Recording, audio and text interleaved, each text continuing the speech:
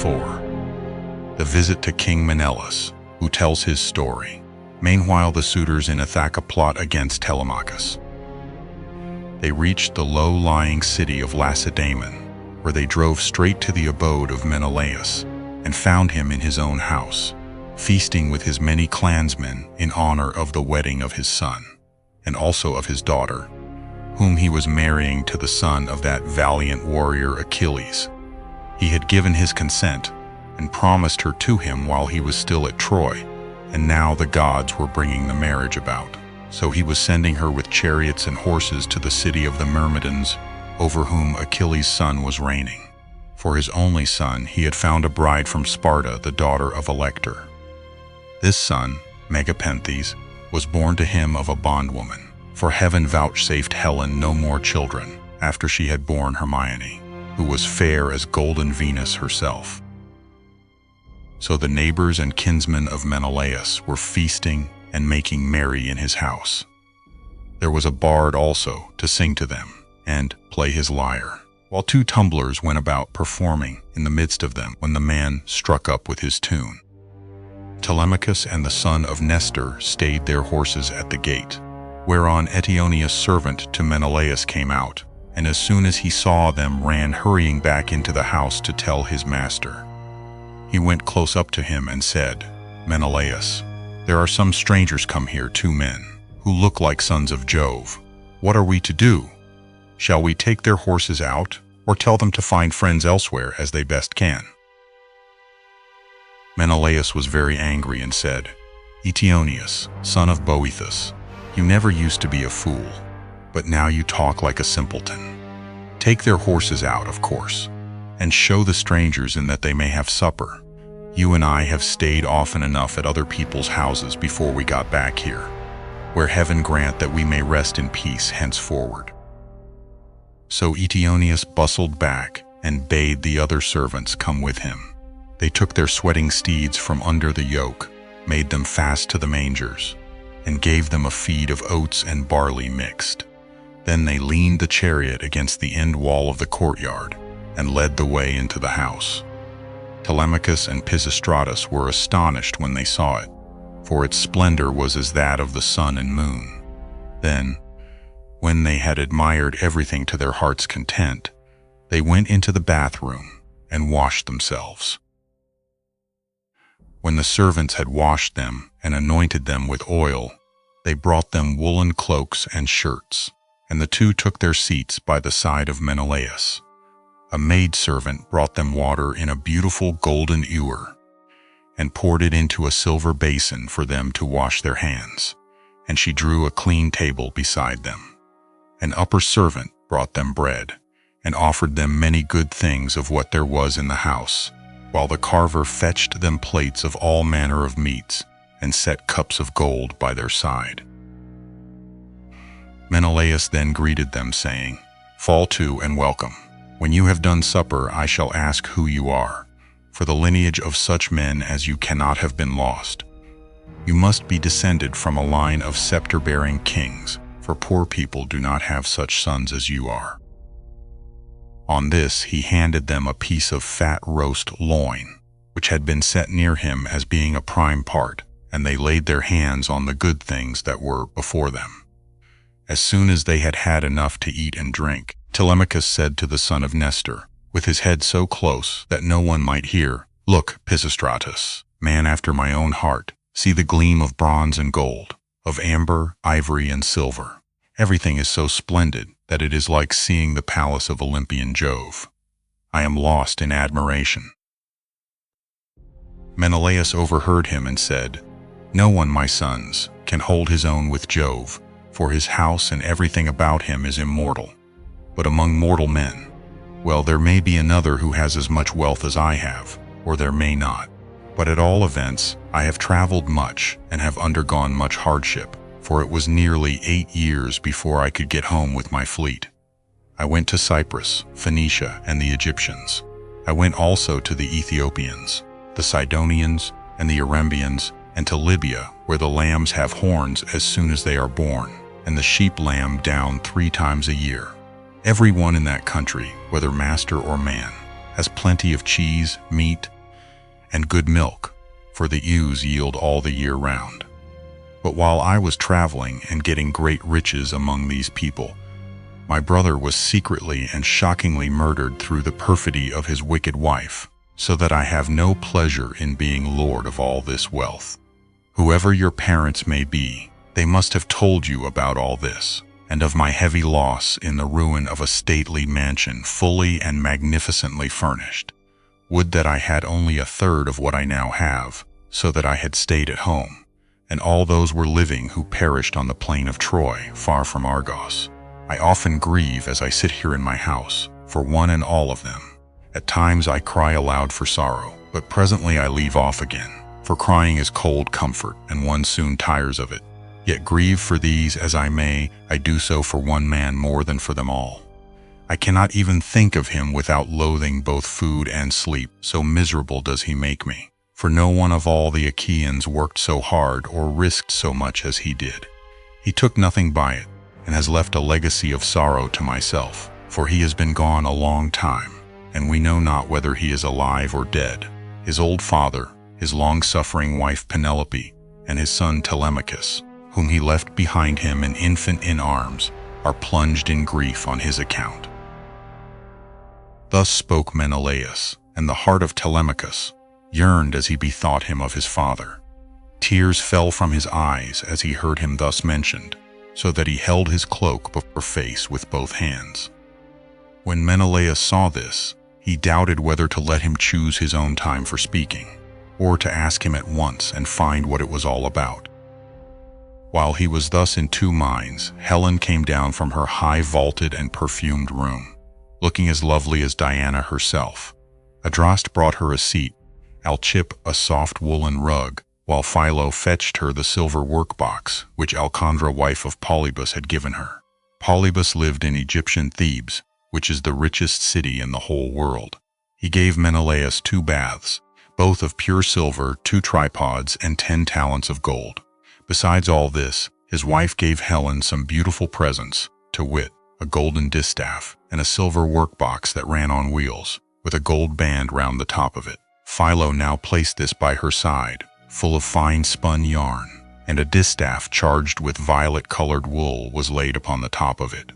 Then Helen took her seat, put her feet upon the footstool, and began to question her husband. "Do we know Menelaus?" said she.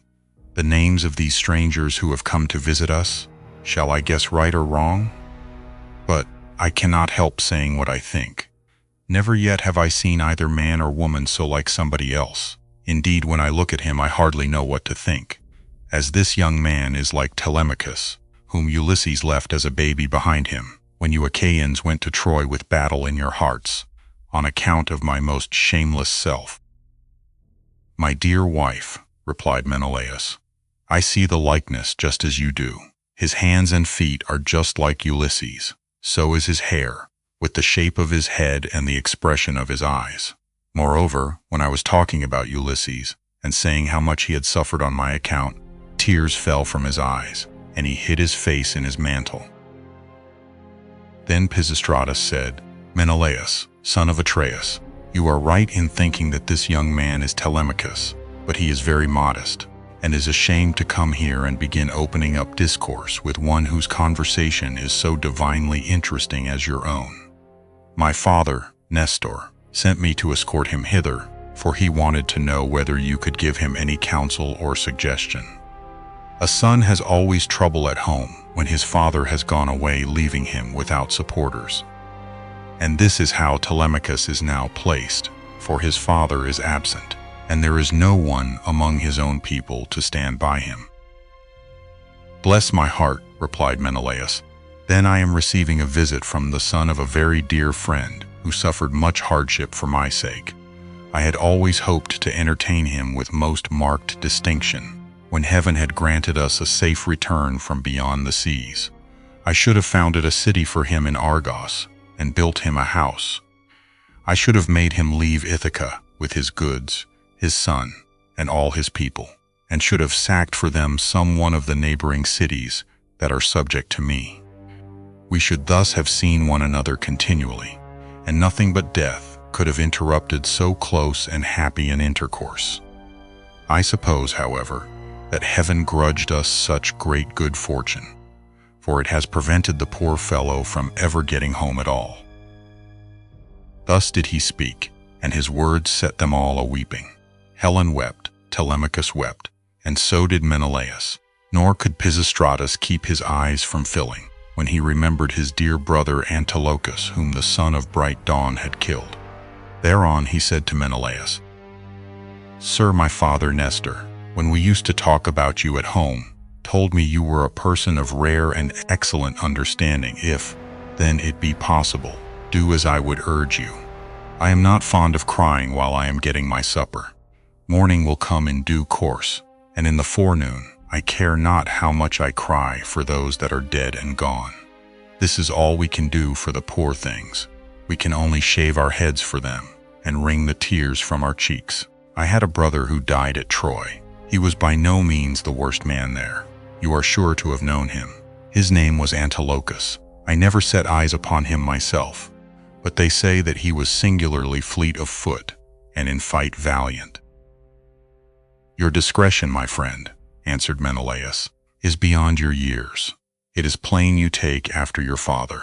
One can soon see when a man is son to one whom heaven has blessed, both as regards wife and offspring, and it has blessed Nestor from first to last all his days, giving him a green old age in his own house, with sons about him who are both well-disposed and valiant. We will put an end, therefore, to all this weeping, and attend to our supper again. Let water be poured over our hands. Telemachus and I can talk with one another fully in the morning." On this Asphalion, one of the servants, poured water over their hands, and they laid their hands on the good things that were before them. Then Jove's daughter Helen bethought her of another matter.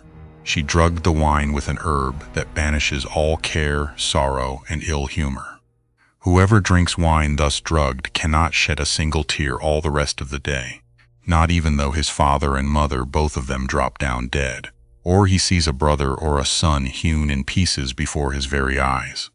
This drug, of such sovereign power and virtue, had been given to Helen by Polydamna, wife of Thon, a woman of Egypt, where there grow all sorts of herbs, some good to put into the mixing bowl and others poisonous. Moreover, every one in the whole country is a skilled physician, for they are of the race of Paean. When Helen had put this drug in the bowl, and had told the servants to serve the wine round, she said, "Menelaus, son of Atreus, and you, my good friends, sons of honorable men, which is as Jove wills, for he is the giver both of good and evil, and can do what he chooses. Feast here as you will, and listen while I tell you a tale in season. I cannot indeed name every single one of the exploits of Ulysses, but I can say what he did when he was before Troy, and you Achaeans were in all sorts of difficulties. He covered himself with wounds and bruises, dressed himself all in rags, and entered the enemy's city, looking like a menial or a beggar, and quite different from what he did when he was among his own people. In this disguise he entered the city of Troy, and no one said anything to him. I alone recognized him and began to question him, but he was too cunning for me.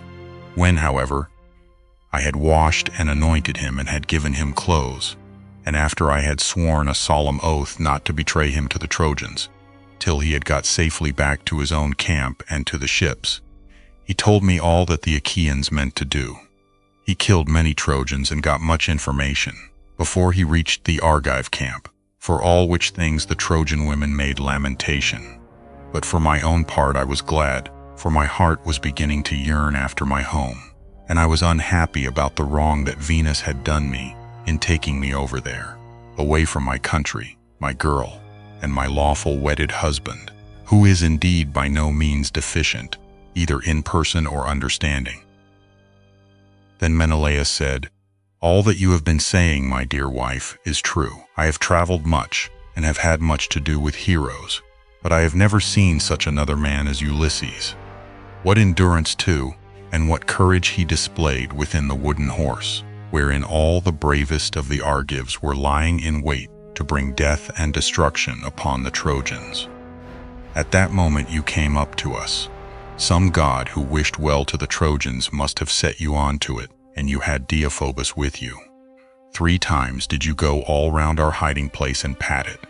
You called our chiefs each by his own name, and mimicked all our wives. Diomed, Ulysses, and I from our seats inside heard what a noise you made.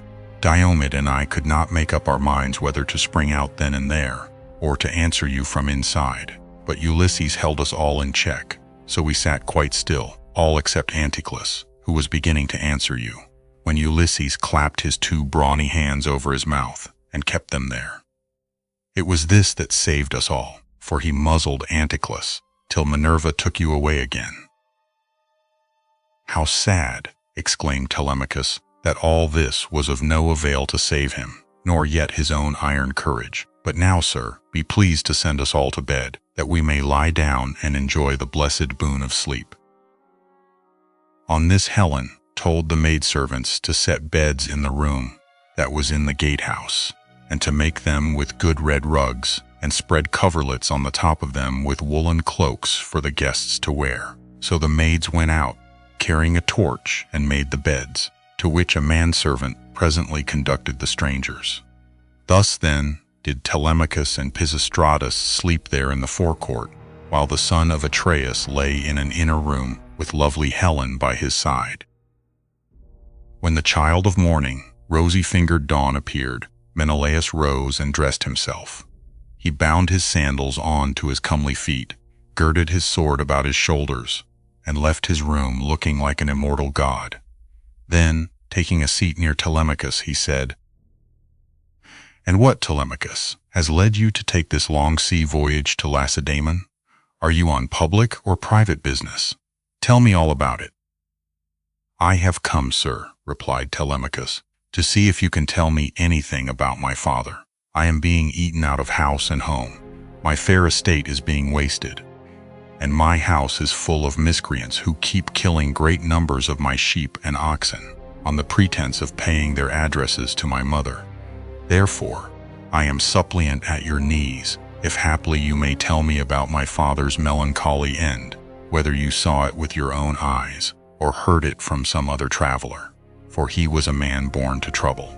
Do not soften things out of any pity for myself, but tell me in all plainness exactly what you saw. If my brave father's Ulysses ever did you loyal service, either by word or deed, when you Achaeans were harassed by the Trojans, bear it in mind now as in my favor, and tell me truly all." Menelaus, on hearing this, was very much shocked. "So," he exclaimed, "these cowards would usurp a brave man's bed?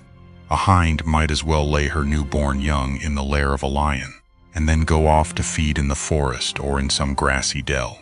The lion, when he comes back to his lair, will make short work with the pair of them, and so will Ulysses with these suitors.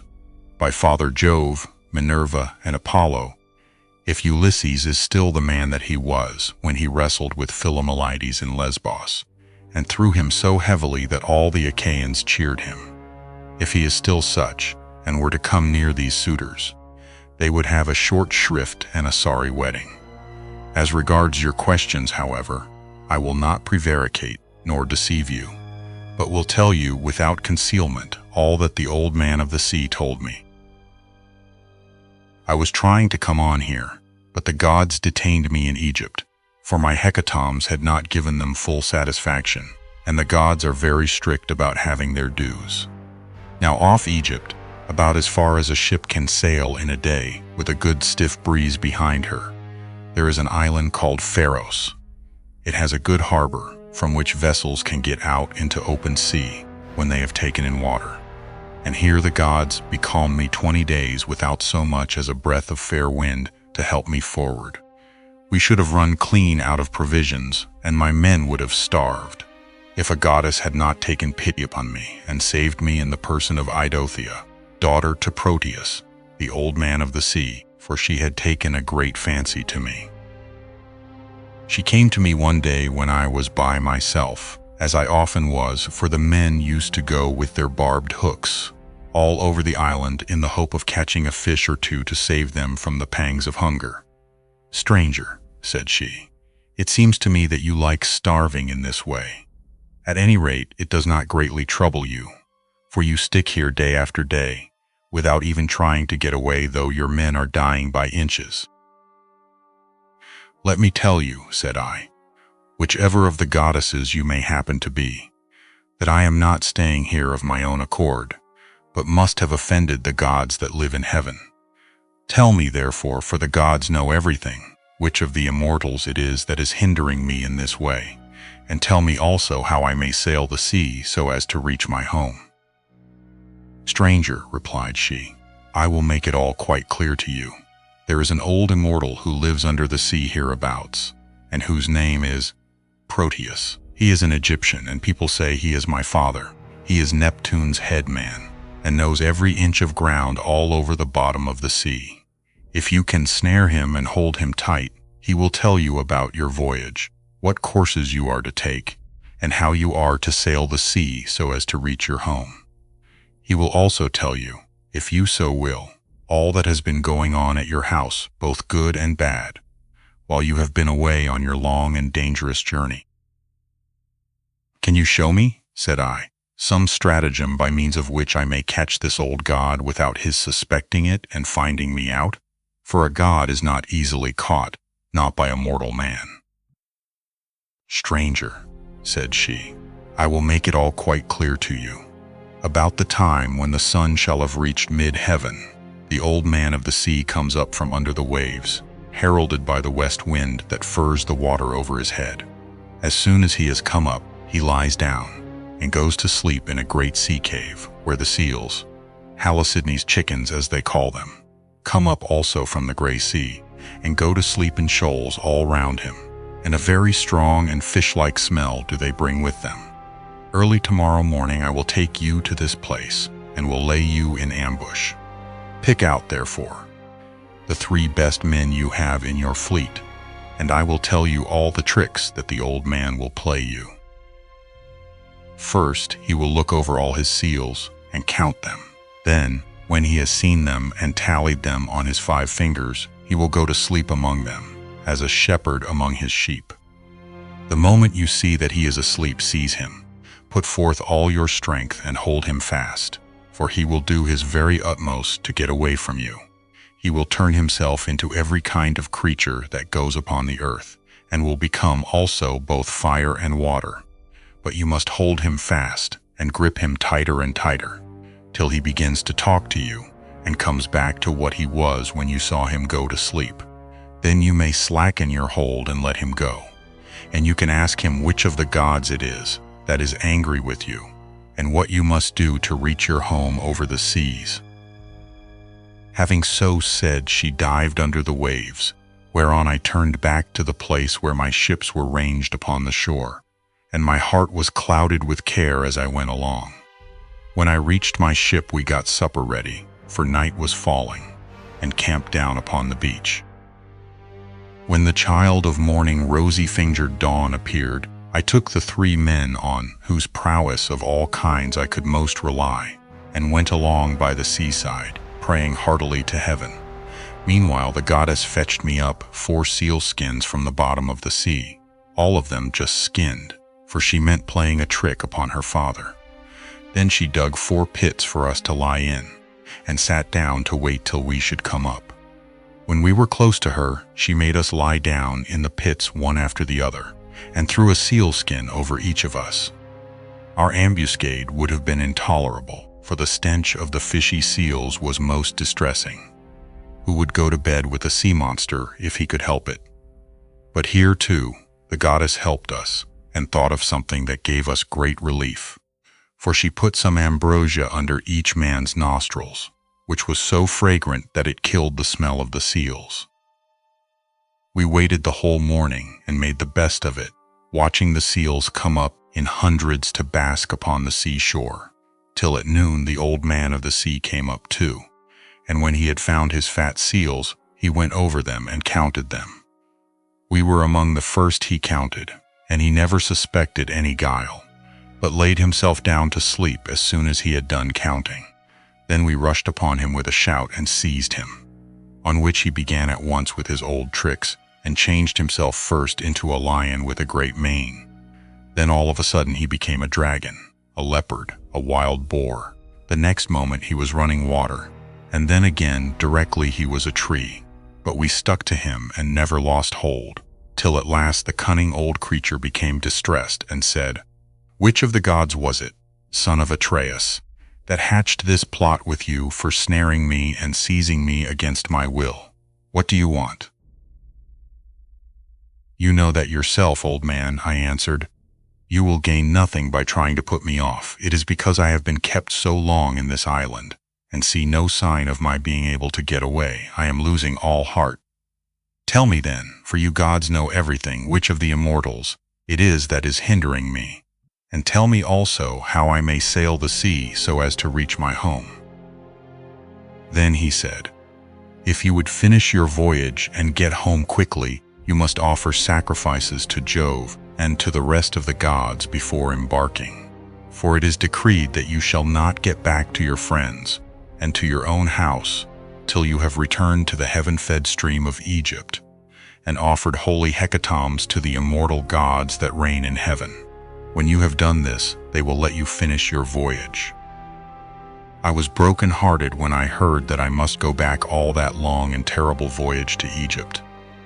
"Nevertheless," I answered, "I will do all, old man, that you have laid upon me. But now tell me, and tell me true, whether all the Achaeans whom Nestor and I left behind us when we set sail from Troy have got home safely, or whether any one of them came to a bad end, either on board his own ship or among his friends, when the days of his fighting were done."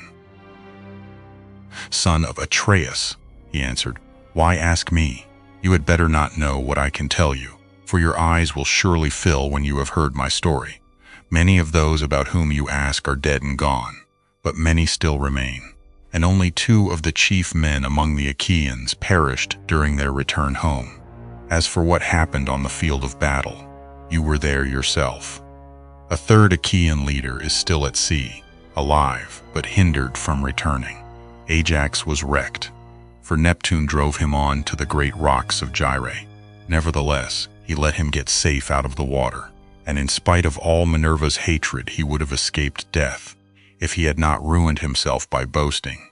He said the gods could not drown him, even though they had tried to do so. And when Neptune heard this large talk, he seized his trident in his 2 brawny hands and split the rock of Gyrae in 2 pieces. The base remained where it was, but the part on which Ajax was sitting fell headlong into the sea and carried Ajax with it. So he drank salt water and was drowned. Your brother and his ships escaped, for Juno protected him.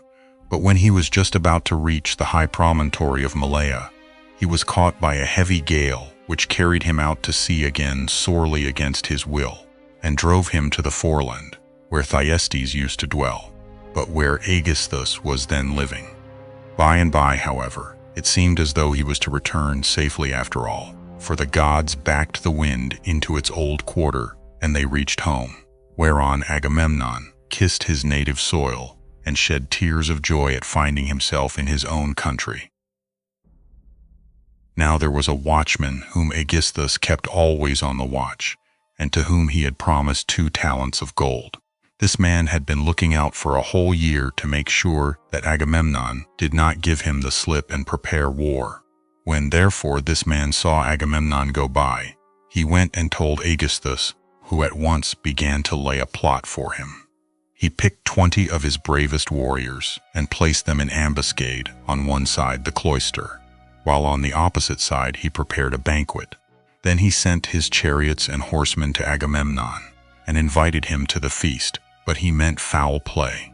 He got him there, all unsuspicious of the doom that was awaiting him, and killed him when the banquet was over, as though he were butchering an ox in the shambles.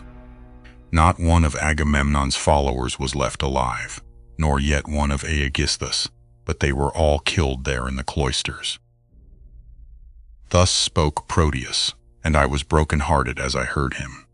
I sat down upon the sands and wept. I felt as though I could no longer bear to live nor look upon the light of the sun. Presently, when I had had my fill of weeping and writhing upon the ground, the old man of the sea said, "Son of Atreus, do not waste any more time in crying so bitterly. It can do no manner of good. Find your way home as fast as ever you can, for Aegisthus may be still alive, and even though Orestes has been beforehand with you in killing him, you may yet come in for his funeral." On this I took comfort in spite of all my sorrow and said, "I know then about these two. Tell me therefore about the third man of whom you spoke. Is he still alive, but at sea and unable to get home, or is he dead? Tell me, no matter how much it may grieve me." "The third man," he answered, "is Ulysses, who dwells in Ithaca. I can see him in an island sorrowing bitterly in the house of the nymph Calypso, who is keeping him prisoner, and he cannot reach his home, for he has no ships nor sailors to take him over the sea. As for your own end, Menelaus, you shall not die in Argos, but the gods will take you to the Elysian plain, which is at the ends of the world.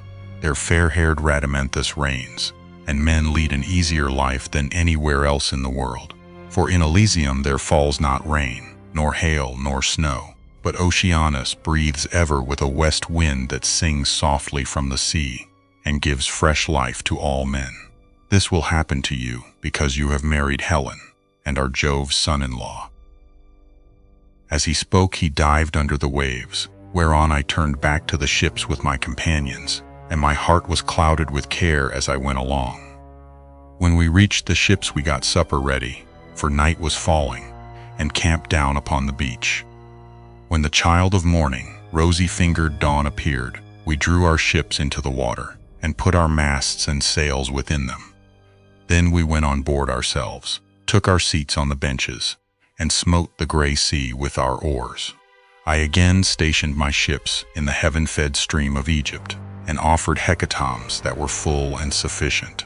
When I had thus appeased heaven's anger, I raised a barrow to the memory of Agamemnon, that his name might live forever, after which I had a quick passage home, for the gods sent me a fair wind. And now for yourself. Stay here some 10 or 12 days longer, and I will then speed you on your way. I will make you a noble present of a chariot and 3 horses. I will also give you a beautiful chalice, that so long as you live you may think of me whenever you make a drink offering to the immortal gods." "Son of Atreus," replied Telemachus, "do not press me to stay longer. I should be contented to remain with you for another 12 months. I find your conversation so delightful that I should never once wish myself at home with my parents, but my crew whom I have left at Pylos are already impatient, and you are detaining me from them. As for any present you may be disposed to make me, I had rather that it should be a piece of plate. I will take no horses back with me to Ithaca, but will leave them to adorn your own stables, for you have much flat ground in your kingdom where lotus thrives, as also meadowsweet and wheat and barley, and oats with their white and spreading ears, whereas in Ithaca we have neither open fields nor racecourses, and the country is more fit for goats than horses, and I like it the better for that. None of our islands have much level ground, suitable for horses, and Ithaca least of all." Menelaus smiled and took Telemachus's hand within his own. "What you say," said he, "shows that you come of good family. I both can and will make this exchange for you, by giving you the finest and most precious piece of plate in all my house. It is a mixing bowl by Vulcan's own hand, of pure silver except the rim, which is inlaid with gold. Phaedimus, king of the Sidonians, gave it me in the course of a visit which I paid him, when I returned thither on my homeward journey.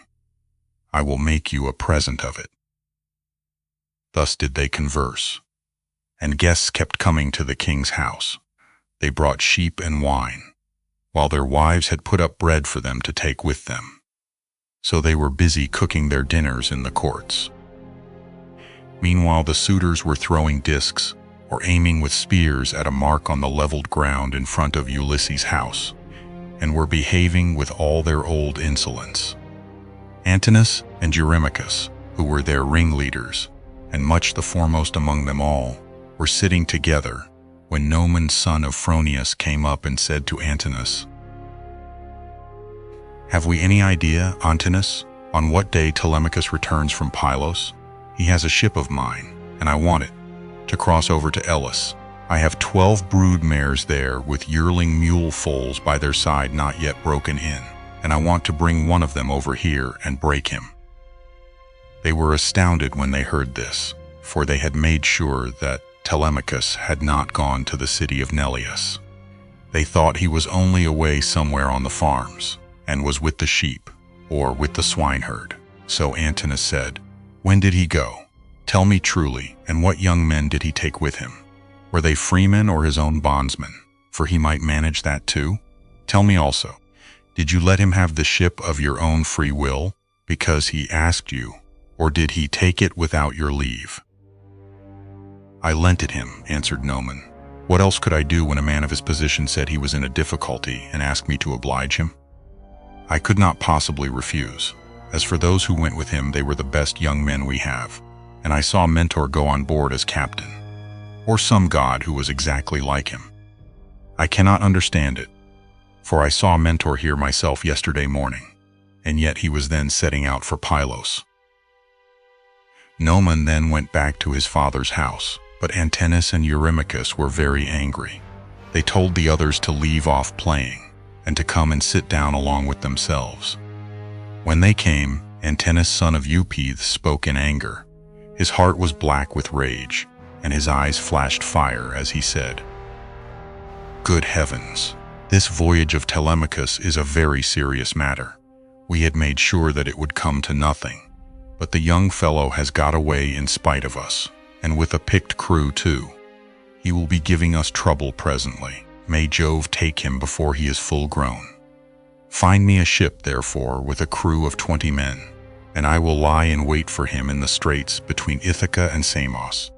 He will then rue the day that he set out to try and get news of his father."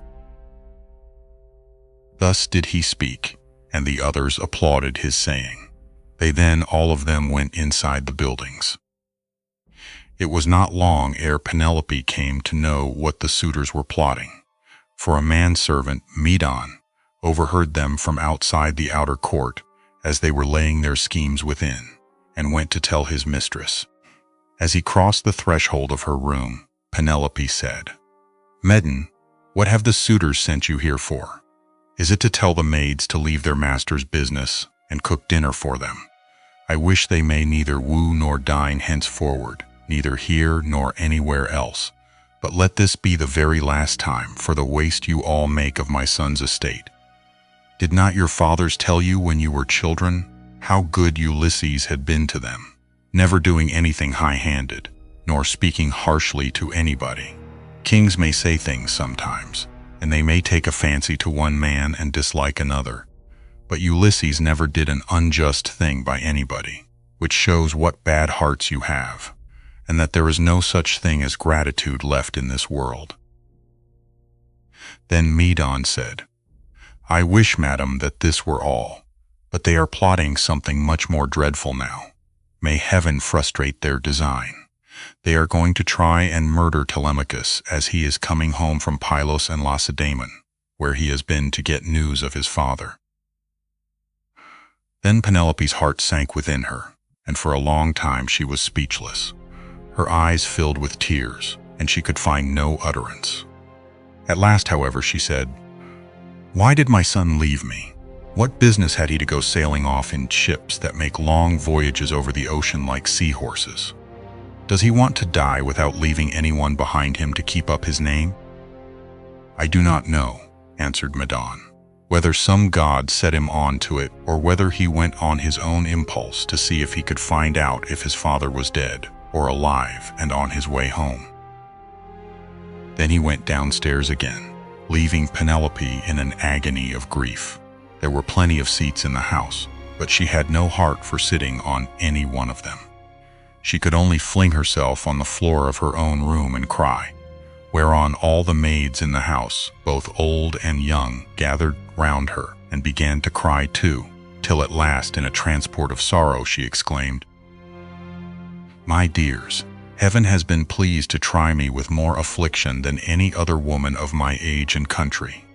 First I lost my brave and lion-hearted husband, who had every good quality under heaven, and whose name was great over all Hellas and middle Argos, And now my darling son is at the mercy of the winds and waves, without my having heard one word about his leaving home.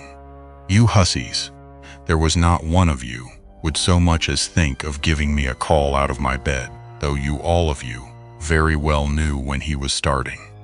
If I had known he meant taking this voyage, he would have had to give it up, no matter how much he was bent upon it, or leave me a corpse behind him, one or other. Now, however, go some of you and call old Dolius, who was given me by my father on my marriage, and who is my gardener. Bid him go at once and tell everything to Laertes, who may be able to hit on some plan for enlisting public sympathy on our side, as against those who are trying to exterminate his own race, and that of Ulysses. Then the dear old nurse Eurycleia said, "You may kill me, madam, or let me live on in your house, whichever you please, but I will tell you the real truth. I knew all about it, and gave him everything he wanted in the way of bread and wine. But he made me take my solemn oath that I would not tell you anything for some 10 or 12 days, unless you asked or happened to hear of his having gone, for he did not want you to spoil your beauty by crying. And now, madam, wash your face, change your dress, and go upstairs with your maids to offer prayers to Minerva, daughter of aegis-bearing Jove, for she can save him even though he be in the jaws of death. Do not trouble Laertes, he has trouble enough already. Besides, I cannot think that the gods hate the race of the son of Arcesius so much, but there will be a son left to come up after him, and inherit both the house and the fair fields that lie far all round it." With these words she made her mistress leave off crying, and dried the tears from her eyes. Penelope washed her face, changed her dress, and went upstairs with her maids. She then put some bruised barley into a basket, and began praying to Minerva. "Hear me," she cried, "daughter of aegis-bearing Jove, unweariable. If ever Ulysses, while he was here, burned you fat thigh bones of sheep or heifer, bear it in mind now as in my favor, and save my darling son from the villainy of the suitors." She cried aloud as she spoke, and the goddess heard her prayer. Meanwhile the suitors were clamorous throughout the covered cloister, and one of them said, "The queen is preparing for her marriage with one or other of us. Little does she dream that her son has now been doomed to die." This was what they said, but they did not know what was going to happen. Then Antinous said, "Comrades, let there be no loud talking, lest some of it get carried inside. Let us be up and do that in silence, about which we are all of a mind."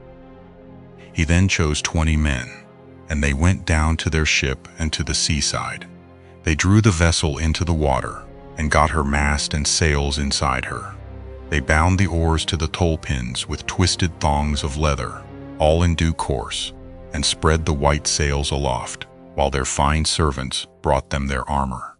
Then they made the ship fast a little way out, came on shore again, got their suppers, and waited till night should fall. But Penelope lay in her own room upstairs, unable to eat or drink, and wondering whether her brave son would escape or be overpowered by the wicked suitors. Like a lioness caught in the toils with huntsmen hemming her in on every side, she thought and thought, till she sank into a slumber, and lay on her bed bereft of thought and motion. Then Minerva bethought her of another matter, and made a vision in the likeness of Penelope's sister, Iphthyme, daughter of Icarius, who had married Eumelus and lived in Pherae. She told the vision to go to the house of Ulysses, and to make Penelope leave off crying. So it came into her room by the hole through which the thong went for pulling the door to, and hovered over her head, saying, "You are asleep, Penelope. The gods who live at ease will not suffer you to weep and be so sad. Your son has done them no wrong, so he will yet come back to you." Penelope, who was sleeping sweetly at the gates of dreamland, answered, "Sister, why have you come here? You do not come very often, but I suppose that is because you live such a long way off. Am I, then, to leave off crying and refrain from all the sad thoughts that torture me? I, who have lost my brave and lion-hearted husband, who had every good quality under heaven, and whose name was great over all Hellas and middle Argos.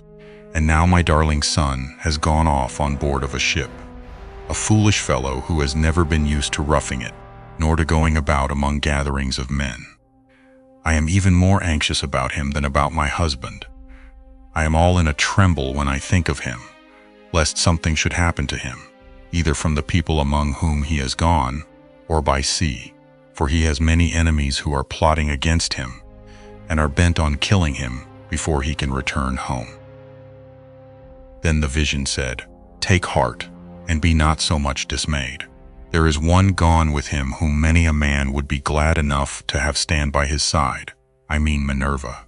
It is she who has compassion upon you, and who has sent me to bear you this message." "Then," said Penelope, "if you are a god or have been sent here by divine commission, tell me also about that other unhappy one. Is he still alive, or is he already dead and in the house of Hades?" And the vision said, "I shall not tell you for certain whether he is alive or dead, and there is no use in idle conversation." Then it vanished through the thong hole of the door, and was dissipated into thin air. But Penelope rose from her sleep refreshed and comforted, so vivid had been her dream. Meantime the suitors went on board and sailed their ways over the sea, intent on murdering Telemachus. Now there is a rocky islet called Asteris, of no great size, in mid-channel between Ithaca and Samos, and there is a harbor on either side of it where a ship can lie. Here then the Achaeans placed themselves in ambush,